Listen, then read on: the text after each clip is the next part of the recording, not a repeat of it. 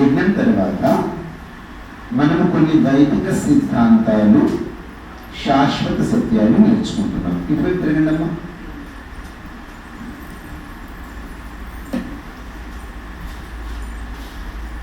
కదా, కౌంటింగ్తో మనం కొన్ని మంచి విషయాలు నేర్చుకోవడానికి ప్రయత్నిస్తున్నాం. నువ్వు వింటున్నావమ్మా? రోజు అర్థమవుతుందా నేను చెప్పేది? నీకురా ఒకటి అంటే రెండంటే అర్థమైందా? ఈరోజు ఉదయం నంబర్ 2 సంఖ్య 2, రెండవ సంఖ్య గురించి ఈరోజు చెప్పుకున్నాము. ఈ ప్రపంచములో, ఈ సృష్టిలో 2 మాత్రమే ఉన్నవి. ఏమిటవి? చేతన తత్వములు. 2 మాత్రమే ఏమున్నాయి? ఇంగ్లీష్ మీద అంటారు చేతన తత్వాన్ని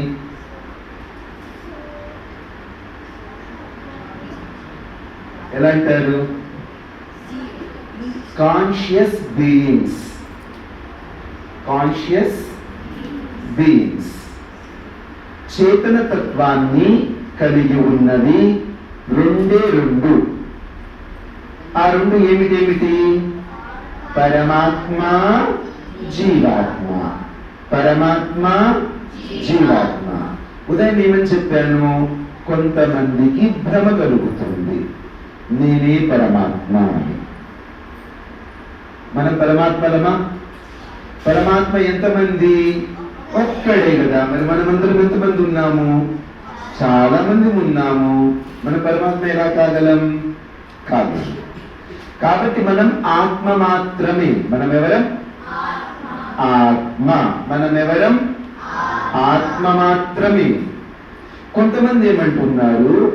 ఈ శరీరమే ఉంది, ఆత్మ గీత్మ ఏది లేదంటున్నారు. సైంటిస్టులు ఏమంటారు కొంతమంది?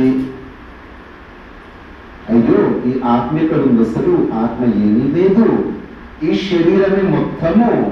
ఈ శరీరంలో కొన్ని కెమికల్, ఫిజికల్ యాక్షన్స్, రియాక్షన్స్ జరగటం వల్ల మన జీవితం నడుస్తుంది అని చెప్తారు. ఏం చెప్తారు? ఆత్మ లేదు అని చెప్తారు. మొత్తం ఈ శరీరమే అని చెప్తారు. కొంతమంది ఏమంటారు?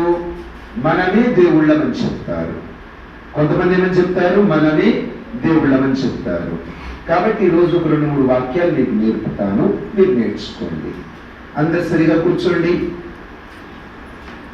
అహం అంటే నేను, ఆత్మ అంటే ఆత్మను, అస్మి అంటే అయి ఉన్నాను. అహం, ఆత్మ, అస్మి. సరేనా? అందరు సరి కూర్చోండి. అందరూ కూడా చెప్పాలి, మంచిగా చెప్పాలి. అహం ఆత్మా అస్మి.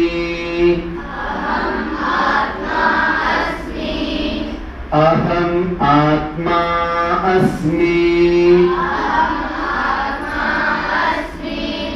దీనికి అర్థం ఏంటి చెప్పండి? నేను ఆత్మను. మనమందరం ఎవరము? మనమందరము కూడా ఆత్మలం అన్నమాట. కొంతమంది ఏమని చెప్పారు సైంటిస్టులు?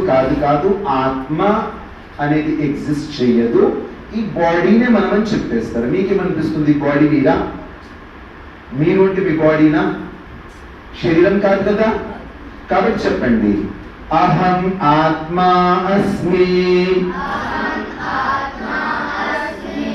నాహం శరీరం. అహం ఆత్మా అస్మి. నాహం శరీరం. ఒకసారి కళ్ళు తెరిచి నేను చెప్పేది వినండి. దీనికి అర్థం ఏంటి? నేను ఆత్మను, నేను శరీరము కాదు.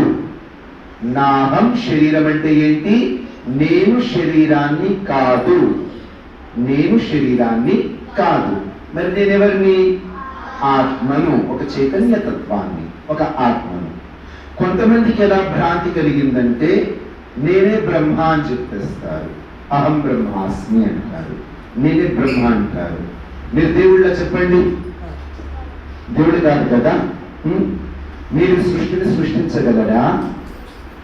మీకు సర్వశక్తులు ఉన్నాయా? నా మనసులో ఏముందో తెలుసుకోగలిగే శక్తి మీకుందా?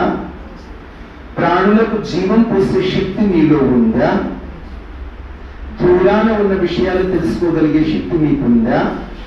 సూర్యుడిలో మీరున్నారా? గెలాక్సీస్ లో మీరున్నారా? మీరు నిరాకారులా? ఆత్మ నిరాకారమే కానీ శరీరంతో కలుస్తుంది. కాబట్టి మనం బ్రహ్మ కాదు, మనం పరమాత్మ కాదు. ఇప్పుడు ఈ వాక్యాన్ని చెప్పుకుందాం. మళ్ళీ అందరు సరిగా కూర్చోండి. అహం ఆత్మా అస్మి నాహం బ్రహ్మ. అహం ఆత్మా అస్మి నాహం బ్రహ్మ. అహం ఆత్మా అస్మి నాహం శరీరం. అహం ఆత్మా అస్మి నాహం బ్రహ్మ. పెద్దవాళ్ళు మీరు చెప్పండి, అర్థమైంది? మొదటి వాక్యం నేను ఆత్మను, నేను శరీరాన్ని కాదు. ఆ తర్వాత ఏం తెలిసింది? అహం ఆత్మ అస్మి, నేను ఆత్మను మాత్రమే, నేను బ్రహ్మను కాను. అర్థమవుతుందా? తర్వాత చెప్పండి. అహం ఉపాసకః అస్మి. అహం ఉపాసకః అస్మి పరమాత్మా ఉపాస్యః. అంటే ఏంటి? నేను భక్తుడిని మాత్రమే, నేను ఉపాసన చేసుకునే భక్తుడిని. నేను భగవంతుణ్ణి కాదు, నేను పరమాత్మను కాను, నేను కేవలం ఉపాసన చేసుకునే భక్తుణ్ణి మాత్రమే. అర్థమవుతుందా? కాబట్టి నంబర్ 2, ఆ రెండవ సంఖ్య ద్వారా మనకి ఏమి తెలిసింది? ఈ సృష్టిలో చేతన తత్వాలు 2 మాత్రమే. ఈ సృష్టిలో చేతన తత్వాలు ఎన్ని ఉన్నాయి? 2 మాత్రమే. ఆ 2 ఏమిటి? ఒకటిది పరమాత్మ, 2 జీవాత్మ. ఈ రెండింటిలో మీరెవరు? ఆ రెండింటిలో నేనెవరు? ఆ రెండింటిలో ఈ పెద్దవాళ్ళెవరు? ఆ రెండింటిలో ఈ సృష్టిని నిర్మించేదెవరు? బాగా చెప్పారు. ఈ రెండింటిలో ప్రాణులకు జీవం పోసేదెవరు? ఈ రెండింటిలో సర్వశక్తిమంతుడెవరు? ఈ రెండింటిలో సర్వవ్యాపకుడెవరు? ఈ రెండింటిలో మీరెవరు? ఒకవేళ నేనే పరమాత్మని మీకు కనుక అనిపిస్తే ఏం చెప్పాను పొద్దున? అది మనకి పిచ్చి పుట్టినట్టు లెక్క, మనకి భ్రాంతి చేకూరినట్లు లెక్క. అర్థమైందా? తర్వాత సంఖ్య 3 చెప్తాము, విస్తారంగా రేపు చెప్పుకుందాం దాని గురించి. 3, 2 తర్వాత ఏమొస్తుంది? 3. ఈ ప్రపంచంలో కేవలం 3 మాత్రమే ఉన్నది ఏమిటి? 3. అది 4 కాలేవు, 2 కాలేవు, 1 కాలేవు. అదేంటి? గట్టికి చెప్పున్నా, ఆలోచించి చెప్తావా? మంచిది. ఎవరైనా పెద్ద పిల్లలు మంచిగా చెప్పావమ్మా. ఇంకెవరైనా? ఎలా తెలుసు నీకు? అక్కడ చెప్పింది నీకు ఇక్కడి నుంచి వినిపించిందా? అమ్మ చెప్పిందా నీకు? ముందు కూడా తెలుసా? ఓకే. ఈ సృష్టిలో 3 మాత్రమే ఉన్నది.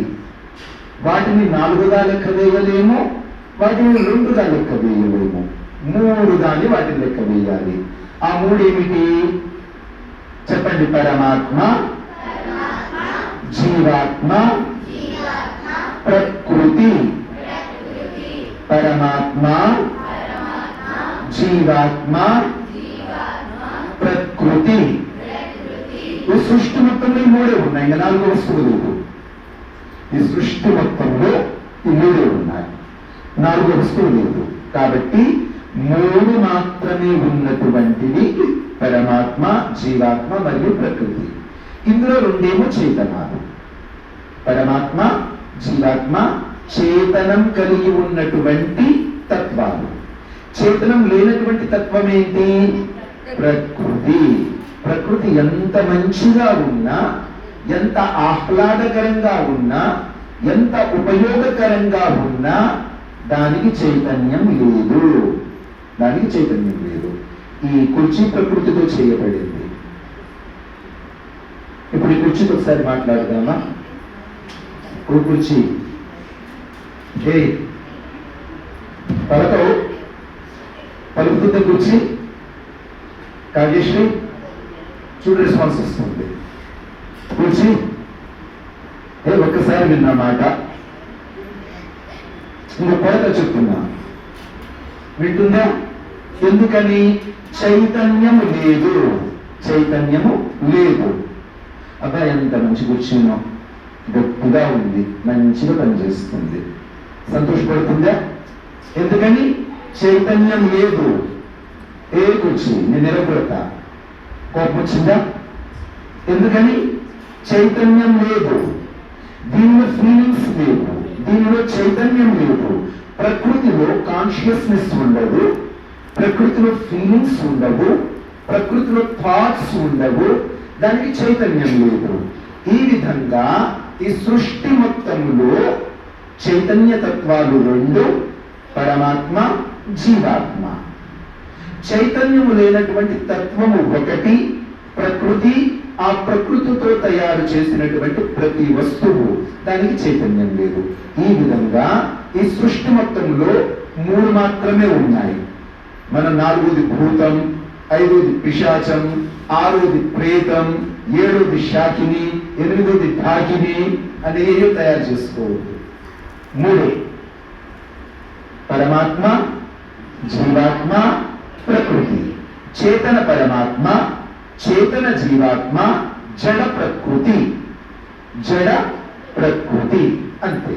భయం చూస్తే భయం వేస్తుందా? రాత్రి పూట మరి చెట్టును చూస్తే జడ పదార్థాలన్నీ, వాటి నుంచి నువ్వు భయపడాలి. బాయి మీ దగ్గరికి నడుచుకుంటూ వస్తుందా? రాదుగా. చెట్టు ఎదురుకుంటూ మీ దగ్గరికి వస్తుందా? రావుగా. కొమ్మలు, ఊడలు నీ దగ్గరకు వచ్చి నీ చుట్టూ పట్టుకుంటాయా? పట్టుకోవుగా. ఎందుకని? జడతత్వం, వాటిలో కదలికలు. కాబట్టి 3 ఈ సృష్టిలో ఉన్నది. చేతన పరమాత్మ, చేతన జీవాత్మ అంటే మనమందరము, ప్రకృతి. ఆ ప్రకృతితో తయారైనటువంటి అన్ని జడ వస్తువులు. ఇవి తప్ప 4వ తత్వము ఈ ప్రపంచంలో, ఈ విశ్వంలో లేదు. అర్థమైందా? మిగతా విషయం మళ్ళీ మాట్లాడుకుందాం.